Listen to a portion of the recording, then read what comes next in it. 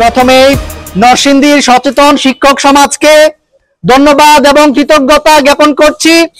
সারা জেলাতে শিক্ষার্থীদের মধ্যে যে বিক্ষুব্ধ মানসিকতা, যে নরসিংদীর শিক্ষকরা মেরুদণ্ডহীন হয়ে গিয়েছে, তারা সত্যকে সত্য বলতে জানে না, তারা সঠিক কথা বলতে জানে না। সারা বাংলাদেশের বিশ্ববিদ্যালয় সহ বিভিন্ন সেক্টরের শিক্ষকরা যখন মাঠে নেমে এসেছে, তখন নরসিংদীর শিক্ষকরা নীরব কেন?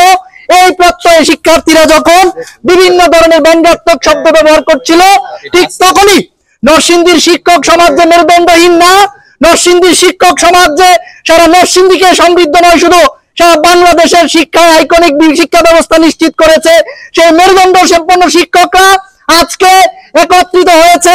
এই একত্রিত হওয়ার পিছনে আমাদের কোন রাজনৈতিক উদ্দেশ্য নয়, আমরা কোন রাজনৈতিক এজেন্ডা বাস্তবায়ন করার জন্য এখানে উপস্থিত হই নাই। আমরা উপস্থিত হয়েছি এই জাতিকে যারা নেতৃত্ব দিবে, সেই তরুণ প্রজন্মকে ধ্বংসের লীল খেলায় যারা লিপ্ত হয়েছে, তাদের বিরুদ্ধে আমাদের অবস্থান। আমরা কোনো সহিংসতা চাই না, আমরা কোনো হারাহানি চাই না, আমরা চাই শান্তি প্রতিষ্ঠিত হোক, আমাদের শিক্ষার্থীরা শিক্ষায় ফিরে আসুক, শিক্ষার্থীদের যত যৌক্তিক দাবি আছে সেগুলোকে মেনে নেওয়া হোক। শিক্ষার্থীদের দাবির সাথে নরসিংদী শিক্ষক সমাজের পক্ষ থেকে আমরা আজকে সংহতি এবং একাত্মতা পোষণ করলাম। নরসিংদীর শিক্ষক সমাজ এটি বিশ্বাস করে যে শিক্ষার্থীদের দাবি যৌক্তিক এবং শিক্ষার্থীদের গায়ে যেভাবে হাত তোলা হয়েছে, যেভাবে নরসিংদীর শিক্ষার্থীদের বুকে গুলি চালানো হয়েছে, যেভাবে নরসিংদীর শিক্ষার্থীদেরকে হত্যা করা হয়েছে, তেমনি সারা বাংলাদেশের শিক্ষার্থীদেরকে যেভাবে হত্যা করা হয়েছে তার তীব্র নিন্দা এবং প্রতিবাদ জ্ঞাপন করছি। এবং দায়িত্বহীন কণ্ঠে বলতে চাই, যদি আর কোন পুলিশের বুলেট এদেশের কোন শিক্ষার্থীর গায়ে পড়ে, তাহলে এদেশের পুলিশের সন্তানকে আর কোন শিক্ষক পড়াবে না, প্রশাসনের সকলের উদ্দেশ্যে বলতে চাই, আপনারা এদেশের সন্তান, এই শিক্ষার্থীরা এদেশের সন্তান, সুতরাং তাদেরকে হত্যা করার, তাদের বুকে গুলি ছোড়ার কোন অধিকার এদেশের জনগণ আপনাদেরকে।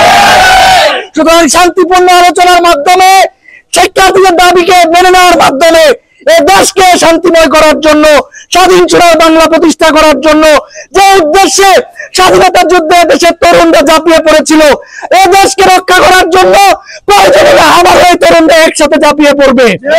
এদেশের আমরা শিক্ষক সমাজ স্বাধীনতার সপক্ষের শক্তি, আমরা কখনোই চাই না এদেশের স্বাধীনতা বিনষ্ট হোক।